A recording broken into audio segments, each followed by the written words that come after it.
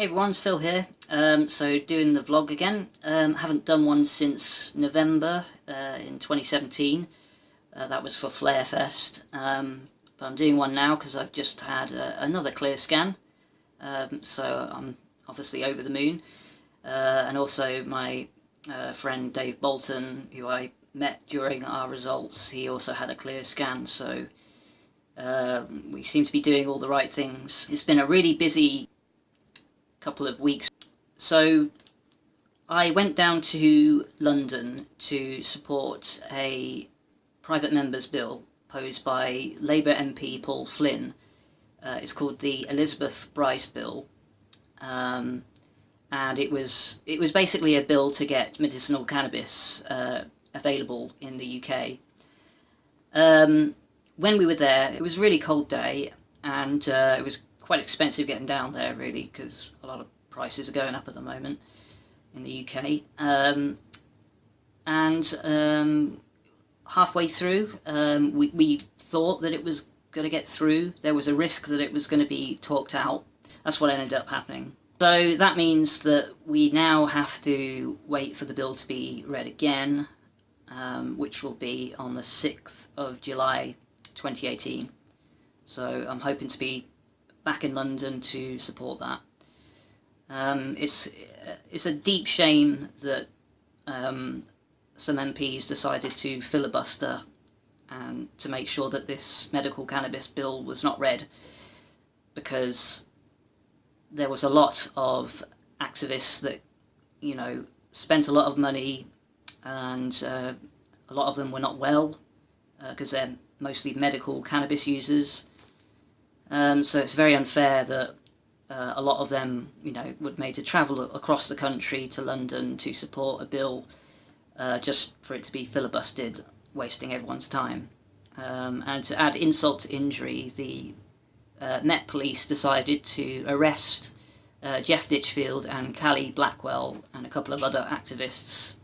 I think they assaulted Callie's husband as well.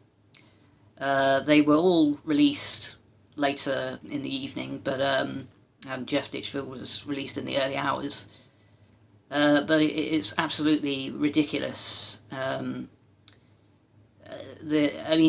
Ditchfield did go on Sky News that day saying that he had THCA on him, and he intended to supply it to a mother of a dying child. And if a police officer wants to arrest him for that, then that's up to the police officer. So, he was quite smart, because he's kind of making a point there, because it kind of puts the Met Police on the spot, so we can all see how far they're going to go to uphold this ridiculous law, keeping prohibition in place. Prohibition is the problem. That's clear from all the evidence. This is something that I know Simpa Carter says a lot from the Durham Cannabis Social Club. And it's really the Cannabis Social Clubs and Bud Buddies that seem to be doing the hardest work trying to get medicinal cannabis available to people that need it.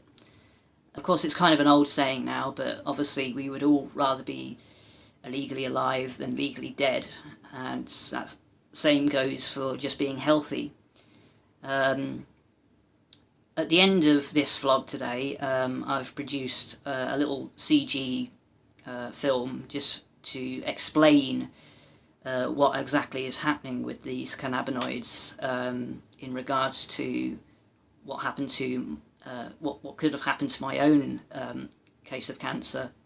I've used my own scans at the end of that to show you also not just the fact that post-surgery my scans have been clear ever since.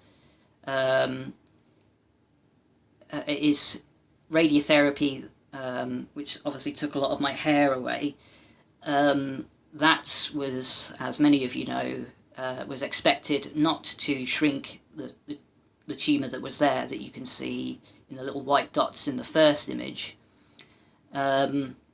And so when I had that first clear scan, that was not expected by anyone on my medical team. So I do attribute my success to both cannabis and a fairly strict ketogenic diet based on healthy fats. And I also, at the end of the video, towards the end of this blog, I do explain a bit about how both ketones and cannabinoids, exogenous and endogenous, are neuroprotective. It's because obviously if we didn't have an endocannabinoid system, then our bodies would not be regulated and we would die. So we have evolved to use these things.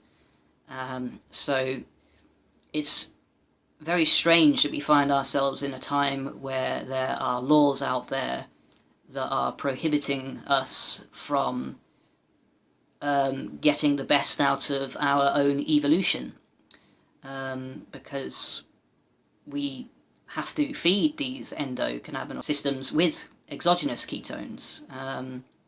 And there is mounting evidence that if you don't, then you can acquire something known as endocannabinoid deficiency syndrome, which has a whole host of different inflammatory-based diseases and nasties, things you just don't want, but they're largely preventable. So, in the news as well, there has been a story about a young child called Alfie Dingley. I'm sure many of you have heard of him.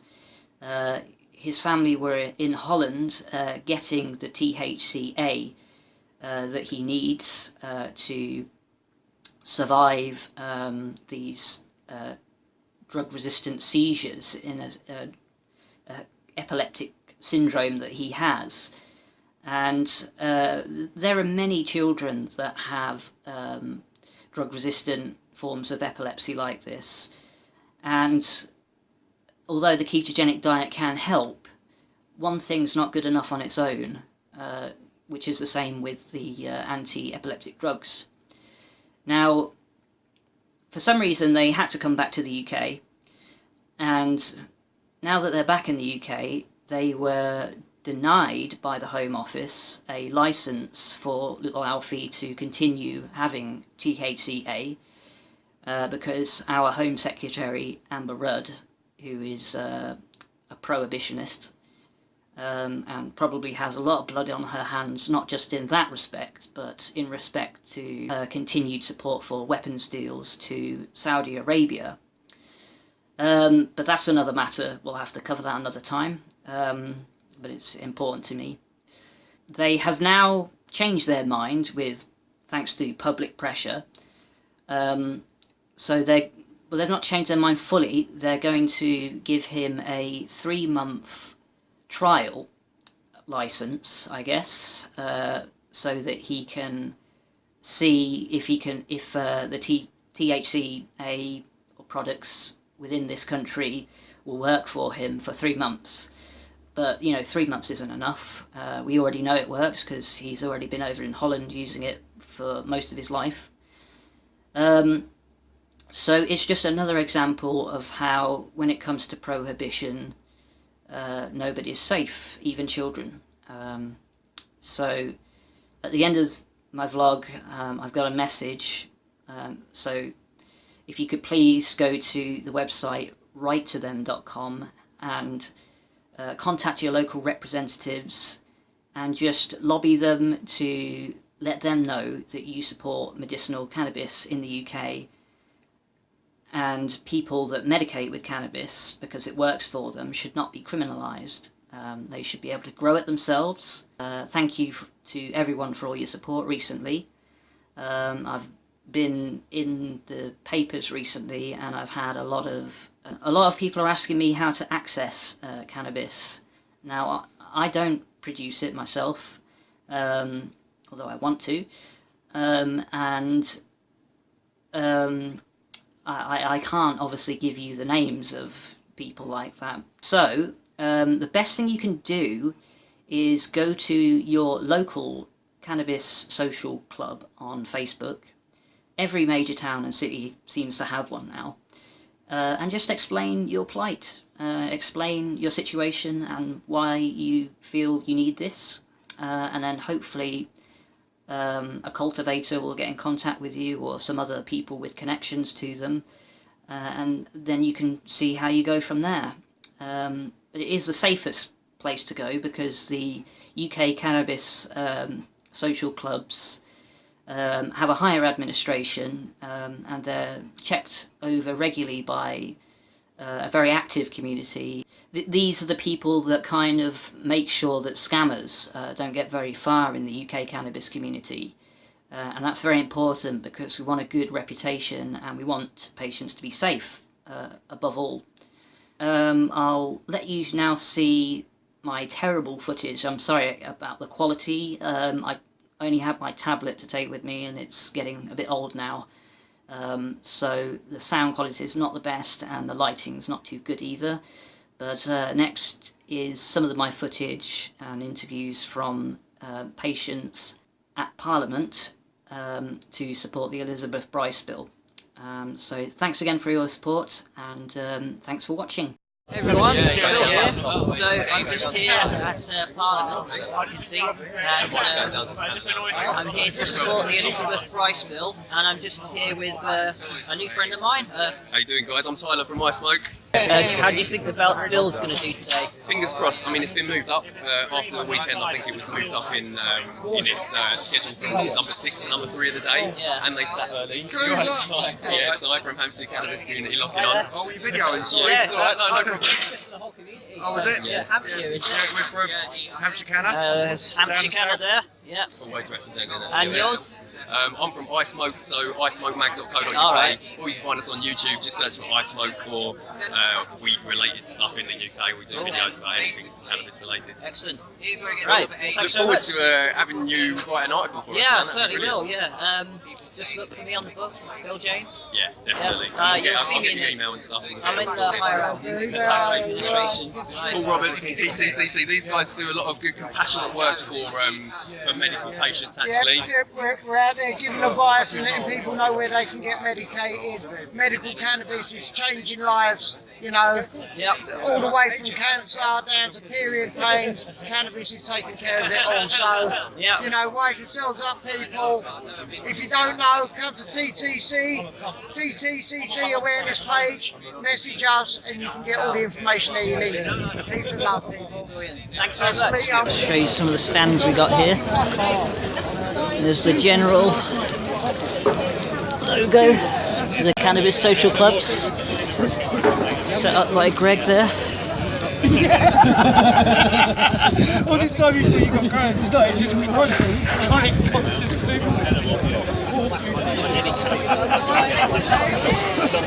See, we got loads of people here.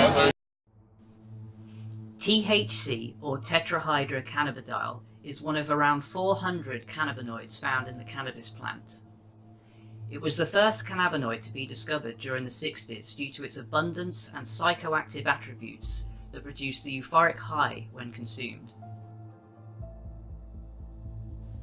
Although most well known for being psychoactive, it is also one of the most therapeutic of the 4 best known anti-inflammatory cannabinoids. When combined in different combinations, they can produce unique and powerful therapeutic outcomes for various animals.